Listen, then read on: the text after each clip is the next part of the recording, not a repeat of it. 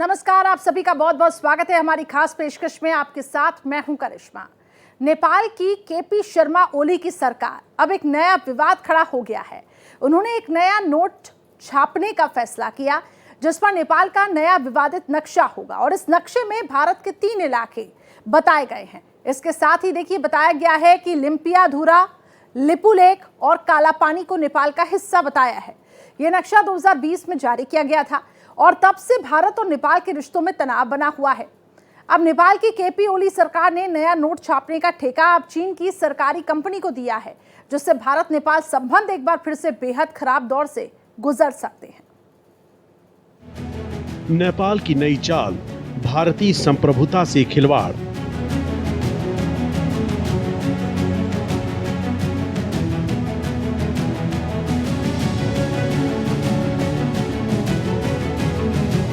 चीनी कंपनी को ठेका, नेपाली नोट छापने पर समझौता।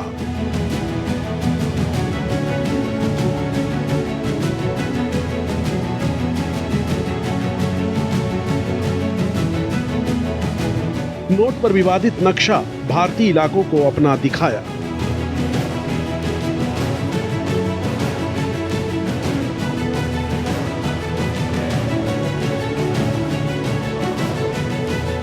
₹100 का नोट रीडिजाइन, नेपाल का भारत विरोधी साइन।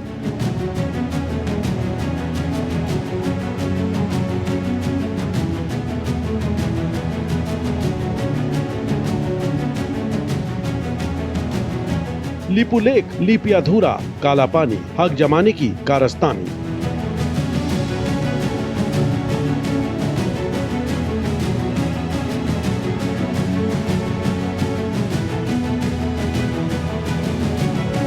ओली सरकार की चाल, राष्ट्रवाद को बनाया सियासी हथियार।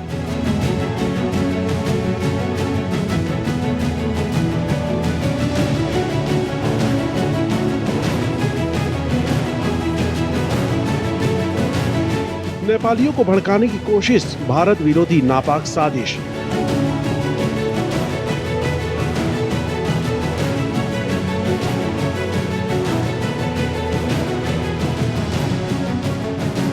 सरहद पर 35 साल से विवाद, भारत शांत सुलह का पक्षकार।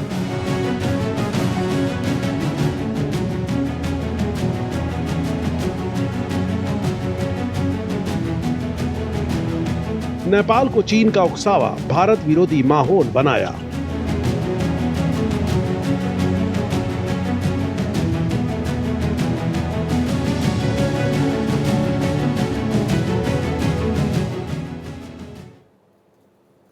तो नया नेपाल राष्ट्र बैंक यानी कि एनआरबी अब जारी करेगा ये ₹100 का नोट छापने का ठेका एक चीनी company China bank note printing and minting corporation को दिया गया है। कंपनी 30 करोड़ नोट छापेगी। इसके लिए $89.9 लाख भी मिलेंगे। अब एक्सपर्ट्स का मानना यह है कि ओली सरकार राष्ट्रवाद की राजनीति खेल रही है। इस मुद्दे का इस्तेमाल करके भारत के खिलाफ लोगों को भड़काने के लिए काम कर रही है। देखिए।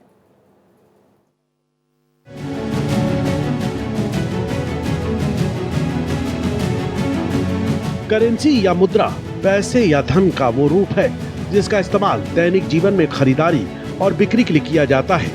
करेंसी में सिक्के और कागज के नोट दोनों शामिल होते हैं। आमतौर पर किसी देश में इस्तेमाल होने वाली करेंसी उस देश की सरकारी व्यवस्था बनाती है। दुनिया के 195 देशों में कुल 180 करेंसी चलती है। हर देश की तरह नेपाल भी अपनी करेंसी छापता है। नेपाल ने अपने ₹100 के करेंसी नोट को फिर से डिजाइन करने का फैसला किया है, लेकिन इस फैसले ने नेपाल और भारत के बीच एक तनाव पैदा कर दिया है। इसके पीछे की वजह नोट पर छापा गया वो मानचित्र है जिसमें सीमा के विवादित क्षेत्रों को शामिल किया गया है। नेपाल के केंद्रीय बैंक नेपाल राष्ट्र बैंक ने चीन की एक कंपनी को ₹100 के एक नेपाली नोट छापने का कॉन्ट्रैक्ट दिया है। इन नोटों पर बने नक्शे में भारत के लिपुलेख, लिम्पियाधुरा और कालापानी इलाके को नेपाल का हिस्सा दिखाया गया है। इस इलाके को लेकर भारत नेपाल के बीच करीब 35 साल से विवाद है। चीन की bank note printing and minting corporation company को नोट छापने का ठेका मिला है। चीन की कंपनी नेपाली नोट की 30 करोड़ प्रतियां छापेगी। इस पर करीब 75 करोड़ भारतीय रुपए का खर्च आएगा, यानी ₹100 के एक नेपाली नोट छापने की कीमत करीब 2.50 भारतीय रुपए होगी। नेपाल में नेपाल राष्ट्र बैंक के पास नोटों की डिजाइन बदलने का अधिकार है। हालांकि इसके लिए उन्हें सरकार से मंजूरी लेनी पड़ती है। नेपाल के मंत्रिमंडल ने इस साल मई में इस नोट के डिजाइन में बदलाव को मंजूरी दी थी। तब नेपाल में पुष्प कमल दहल प्रचंड प्रधानमंत्री थे। केपी शर्मा ओली इस सरकार का समर्थन कर रहे थे। 12 जुलाई को ओली ने प्रचंड सरकार से समर्थन वापस ले लिया था। अब केपी ओली नेपाल के पीएम हैं। उनका समर्थन नेपाली कांग्रेस के नेता और पूर्व पीएम शेर बहादुर देउबा कर रहे हैं। संविधान में बदलाव। नेपाल ने 18 जून 2020 को देश का नया पॉलिटिकल मैप जारी किया था। इसमें लिपुलेख, लिम्पियाधुरा और कालापानी को नेपाल का हिस्सा दिखाया गया था। इसके लिए नेपाल के संविधान में भी बदलाव किया गया था। तब भारत सरकार ने नेपाल के इस कदम को एक तरफा बताते हुए इसका विरोध किया था।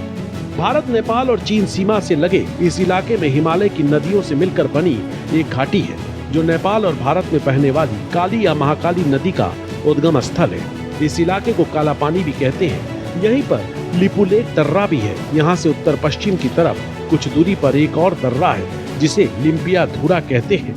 अंग्रेजों नेपाल में समझौता। अंग्रेजों और नेपाल के गोरखा राजा के बीच 1816 में हुए सुगौली समझौते में काली नदी के जरिए भारत और नेपाल के बीच सीमा तय की थी। समझौते के तहत काली नदी के पश्चिम क्षेत्र को भारत का इलाका माना गया, जबकि नदी के पूर्व में पड़ने वाला इलाका नेपाल का हो गया। हालांकि काली नदी के उद्गम स्थल को लेकर दोनों देशों के बीच विवाद रहा है। भारत पूर्वी धारा को काली नदी का उद्गम मानता है, वहीं नेपाल पश्चिम धारा को उद्गम धारा मानता है, और इसी आधार पर दोनों देश कालापानी के इलाके पर अपना अपना दावा करते हैं। लिम्पियाधुरा, कालापानी, लिपुलेख उत्तराखंड के कुमाऊं मंडल में पिथौरागढ़ जिले का हिस्सा है। ये तीनों इलाके 370 वर्ग किलोमीटर में फैले हुए हैं। यहाँ रहने वाले लोगों की नागरिकता भारतीय है और वे भारत में टैक्स का भुगतान करते हैं। उत्तराखंड के पिथौरागढ़ जिले में स्थित कालापानी भारत, तिब्बत और नेपाल के बीच ट्राई जंक्शन पर है, इसलिए यह सामरिक तौर पर काफी अहम जगह है। कालापानी से भारत बहुत आसानी से चीनी सेना पर नजर रख सकता है। भारत ने पहली बार 1962 के युद्ध में यहाँ सेना तैनात की थी।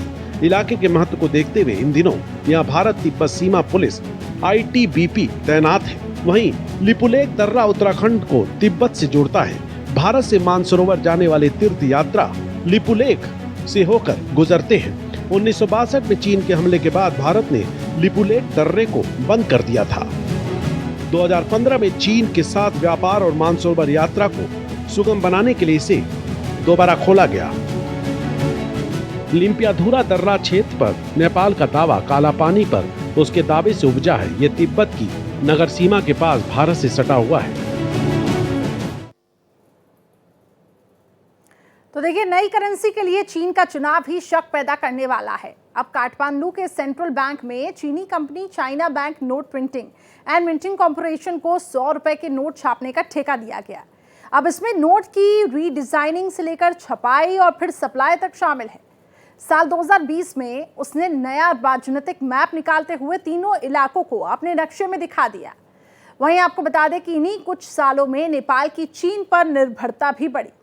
अब वो विवादित करेंसी के लिए चीन से करार कर चुका है और माना यह जा रहा है कि चीन के दबाव और प्रभाव में आकर नेपाल ऐसा कदम उठा रहा है।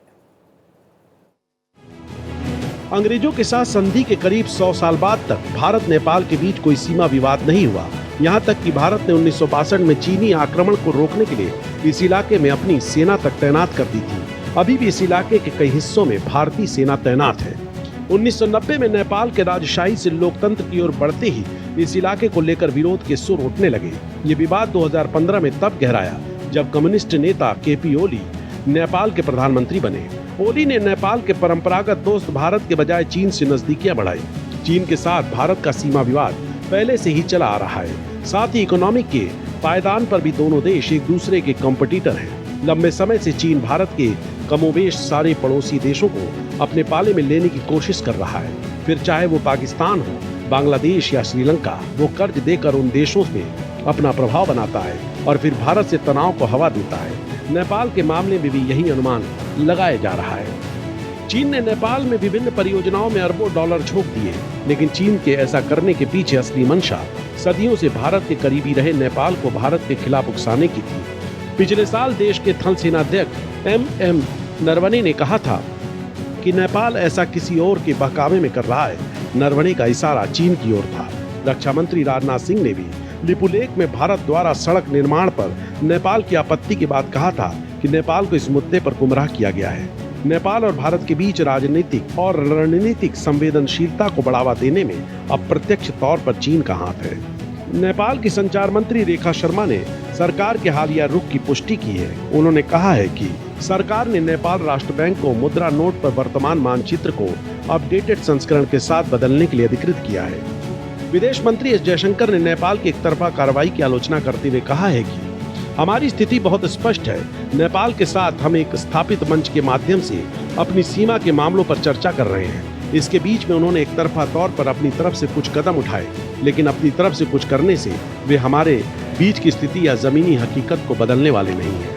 For that report, I have not looked at it in detail, but I think our position is very clear. Our position, with Nepal, we were having discussions about our boundary matters through a established platform. And then in the middle of that, they unilaterally took some measures on their side. But by doing something on their side, they are not going to change the situation between us or the reality on the ground. चीन के सरकारी स्वामित्व वाले निगम को printing का अनुबंधन देने से मामला और जटिल हो गया है। China banknote printing and meeting corporation का चयन एक ओपन ग्लोबल टेंडर के बाद हुआ। फिर भी भारत चीन नेपाल त्रिसीमा क्षेत्र में रणनीतिक तनाव को देखते हुए चीनी भागीदारी ने भौहें चढ़ा दी है। भारत में पर्यवेक्षकों का कहना है कि केपी ओली सरकार नेपाल में लोगों की राष्ट्रवादी भावनाओं को भारत के खिलाफ भड़काने के लिए करेंसी के नए स्वरूप का उपयोग कर सकती है। विशेषज्ञों ने चेतावनी दी है कि नेपाल नए नोट छापने के कदम से दोनों देशों के बीच ऐतिहासिक रूप से मजबूत संबंध खराब हो सकते हैं, जिसमें खुली सीमाएं, साझा सांस्कृतिक संबंध और महत्वपूर्ण आर्थिक सहयोग शामिल है। नेपाल और भारत के बीच 1750 किलोमीटर लंबी सीमा है। ये 5 भारतीय राज्यों सिक्किम, पश्चिम बंगाल, बिहार, उत्तर प्रदेश और उत्तराखंड से जुड़ी हुई है। सीमा पर इस मुद्दे से माहौल खराब होने की आशंका है। नेपाल के विदेश मंत्री नारायण काजी श्रेष्ठ ने राजनयिक जुड़ाव की इच्छा व्यक्त करते हुए कहा है कि हम भारत के साथ सीमा मुद्दे को हल करना चाहते हैं। हम इसे कूटनीतिक जरिए और बातचीत के जरिए ठीक करना चाहते हैं। हम इसके लिए पहल कर रहे हैं और इसके बाद नेपाल का विवादित नोट छापने का फैसला मसले को सुलझाने के बजाय ज्यादा पेचीदा बनाने का षड्यंत्र नजर आ रहा है। सीमा तनाव के बावजूद नेपाल और भारत धार्मिक और सांस्कृतिक आदान प्रदान से लेकर आर्थिक निवेश तक व्यापक संबंध साझा करते हैं। जल विद्युत संयंत्रों जैसी बुनियादी ढांचा परियोजनाओं में पर्याप्त निवेश के साथ भारत नेपाल का सबसे बड़ा व्यापार भागीदार बना हुआ है। हालांकि सीमा मुद्दे पर राजनयिक समाधान के बिना दोनों देशों के बीच संबंधों पर प्रतिकूल प्रभाव पड़ सकता है। फिलहाल दोनों देश अपनी अपनी स्थिति पर कायम रहने के लिए प्रतिबद्ध नजर आ रहे हैं। बता दें, रुपया भारत सहित 8 देशों में चलने वाली करेंसी का नाम है। रुपया भारत के अलावा Pakistan, Sri Lanka, Nepal, Mauritius, Seychelles, Indonesia और मालदीव में चलता है। यानी इन सभी देशों की करेंसी को रुपया कहा जाता है। इंडोनेशिया की करेंसी को रुपया, जबकि मालदीव की मुद्रा को रुपयाह कहते हैं, जो असल में हिंदी शब्द रुपया का बदला हुआ रूप है। भारतीय और पाकिस्तानी रुपए में 100 पैसे होते हैं, श्रीलंकाई रुपए में 100 सेंट होते हैं और नेपाली रुपए को 100 पैसे या 4 सूकों या 2 मोहरों के रूप में बांटा जा सकता है। आपको बता दें कि नेपाल भारत से दूर और चीन के करीब अब ज्यादा दिखाई दे रहा है। दरअसल वाम दलों के गठबंधन वाली सरकार के मुखिया केपी शर्मा ओली अब मालदीव के मुइज्जू की राहत पे चल पड़े हैं। नेपाल के प्रधानमंत्री केपी शर्मा ओली अगले महीने चीन के दौरे पर जा सकते हैं और ये उनकी पहली द्विपक्षीय यात्रा होगी। मुइज्जू ने भी पहली यात्रा चीन में ही की थी।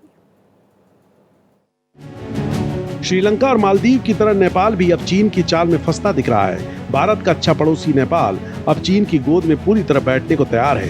यही वजह है कि नेपाल के प्रधानमंत्री केपी शर्मा ओली दशकों पुरानी परंपरा को तोड़ रहे हैं। नेपाली पीएम ओली अब तक चली आ रही परंपरा से हटकर वो काम करने जा रहे हैं जो अब तक नहीं हुआ। जी हाँ, नेपाल के पीएम ओली ने अपनी पहली द्विपक्षीय यात्रा के लिए चीन को चुना है, जबकि ये परंपरा रही है कि नेपाल का कोई भी प्रधानमंत्री अपनी पहली विदेश यात्रा में भारत की यात्रा करता है।